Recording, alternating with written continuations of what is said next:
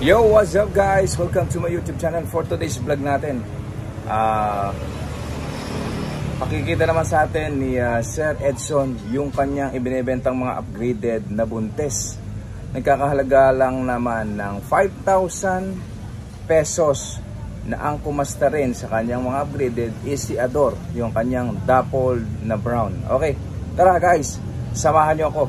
Kursunada ko yung kanyang may sungay na upgraded. Tara.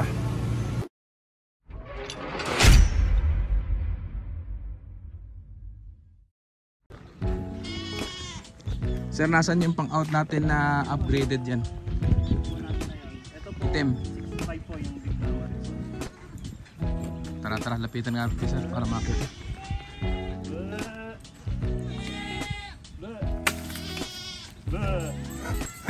Naubos na yung dahon, no?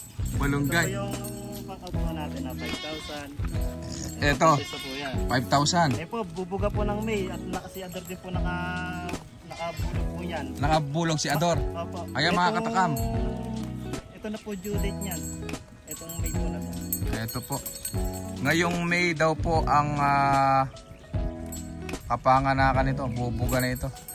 Ito, ang nakabulog dito si Ador. Kung natatandaan nyo sa last video natin, yung kanyang dappled na galing ng Batangas. Ayan po. Ayan po yung pinakamalaking inahin niya na yan. Nakailang anak na yan sir sa inyo? Ito po, ano po yan? Pangatlo pa lang po. Pangatlo pa lang. So ito, bata pa po ito. Matagal nyo pang pakikinabangan. Isang upgraded na inahin na ang kumasta yung kanyang dappled. Ayan, baka kusunada nyo. Magkano sir? 6,500 sir.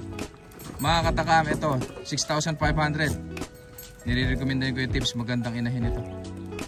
Tapos isang upgraded 5,000. Buntis na rin ba siya sir? Opo, buntis na rin po.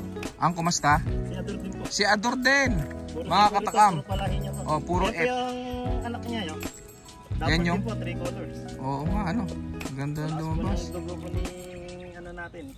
Oo, lakas talaga ang dugo ni Ador. Grabe. Mga F1 na po mga katakam yung lumabas dyan. So ito mga katakam yung inahin na to. Ayan. F1 na po yung lalabas dyan. Ayan yung unang anak niya. Nakita nyo naman kung gaano kaganda. 3 colors din, no? Dappled din yung lumabas. Ayan, F1. Ano yan sir? Pang-out mo rin yan? O gagawin mo muna inahin? Nasa ibang bansa po. Ay, nasa ibang bansa. Pina-reserve ka agad. Magkano sir nakuha? Ayaw po, mura lang po niya nakuha. Thank you po. Oo. 10,000. So mga katakam, ayan, una-unahan na lamang po ito. 5,000 ang nakakasta si Ador. Ito nga po yung sinundan na anak. Ayan, oh. Napakaganda. Makikita nyo. Ayan, oh. Pangalawang anakan po yan.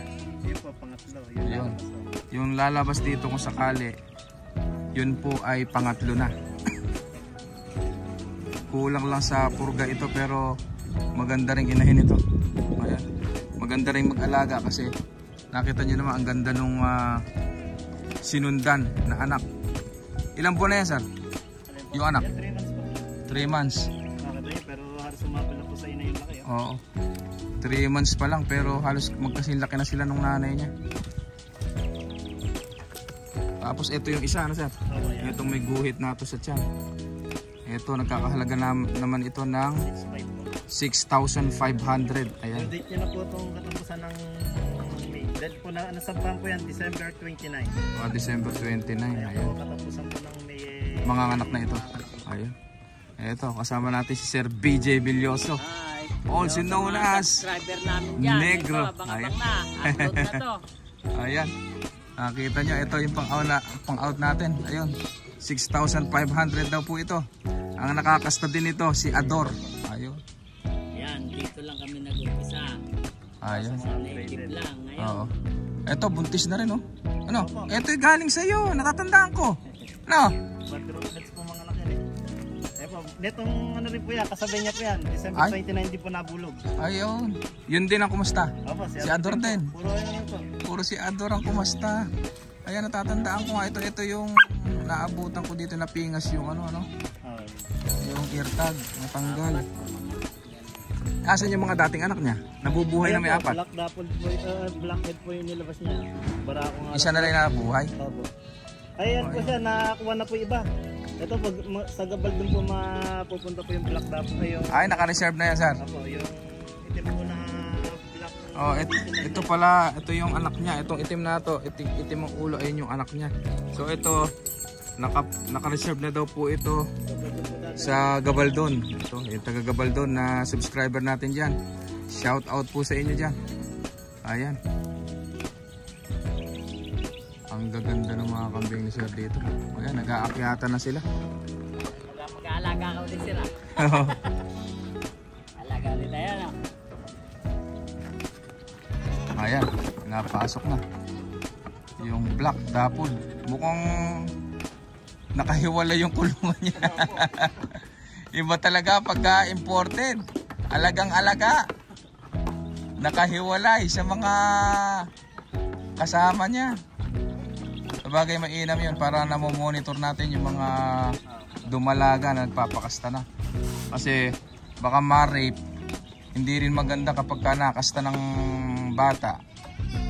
Kahit manganak siya, hindi siya marunong magpadede. Kaya maganda, mga katakam, isang tip sa inyo, pagka kayo ay magpapakasta, pinakabata 11 months to 1 year dapat ang ating dumalaga bago ipakasta.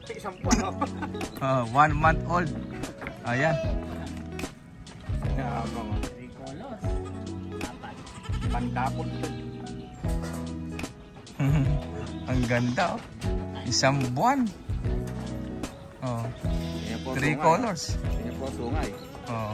Saka yung big bone niya. Babae. Napakaganda. Babae. Yan, maganda kayo na yun. Ang nanay niya, ito po, pure breed. Ah, ito daw po yung nanay. Kaganda, oh. Ayan, ito na si Ador. Dahil busog na si Ador. Ayan. Papasok na. Na naman tayo. Kamukha. Ah. Sasanla ka sa akin. Gusto ng mga sta. Kamukha ni Kalahari. Na. Isang taon pa. Kaya alis yan na yan. Namimiss ko tuloy si Kalahari ko. Na? Ayan, siya. Kaya lang, iba lang ng kulay. Ano? Sana yan tapos pa si Kalahari. Napunta pala Babalik ulit sa atin. Babalik ulit sa atin yan. Oo. Ay, gamit yan eh. Oo, pagka nagamit niya. Eto. Eto. Silipin natin yung mga kulungan na. Oo. Diba? Eto maganda mga katakam. Kapag kayo ay gumawa ng kulungan, ayan, dapat ganyan. Naka-elevate siya. Para lang sa ganon, nalilinis yung ilalim. Kasi kapag naipon yan at mababa yung inyong kulungan, nasisinghot nila yan, naaamoy nila, yun ang nagiging cause ng kanilang paghina ng baga. Humihina po yung kanilang mga baga pagka mababa yung kanilang kulungan. Kailangan ganyan, nakakasuot ang tao sa ilalim para na sa ganon, nalilinis. Ito, nalilinis ni Sir Edson. Napakaganda ng kanyang mga kambing dito. Nung una-una kami nagpunta rito, ito pa lang yung kanyang kulungan. Tapos mga native at upgraded lang yung kanyang pinagsimulan. Pero ngayon, meron na siyang full blood, meron na rin siyang pure breed, dapple black at dapple na tricolors. Ayan, napakaganda, napakaluwang ng kanyang pastulan dito sa Cruz Roja, Cabanatuan City, Nueva Ecija. Pwede po kayong magpa-stud sa halagang 1,000 pesos. Pwede na kayong magpa-stud dito sa kanyang magagandang bulugan na si Ador, saka yung kanyang bulugan na dappled black. Ayan, oh. Ang tanim niya rito, kalamansi, papaya. Ayan. Dahil tag-araw ngayon, medyo tuyo na yung ating mga tanim dito. Ayan, pero may mga nakakain pa rin sila kahit papano ng mga green na damo. Ayan. Ayan. Napakaluwang. Bali kalahating hektarya daw itong kanyang farm dito na pinagpapastulan ng kanyang mga kambing. Ayan. Natuyo na pala yung kanyang mga kalamansi. Ayun, nasa likod. Sayang.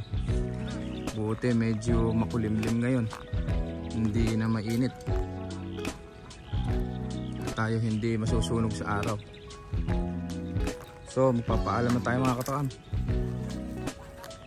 Ayun, meron pang ibang upgraded na nakakawala. Oh. Napakaganda na ng mga kambing ni Sir dito. Okay. So magpapaalam na tayo mga katakam. Sa mga gusto magpa-reserve, ayun, pinakita natin kanina yung mga pang-out ni Sir Edson. Para sa mga bago pa lang sa akin channel, please subscribe at i-click nyo na rin ang notification bell para lagi tayong updated sa ating mga binibenta ng mga kambing. Happy farming everyone. Thank you.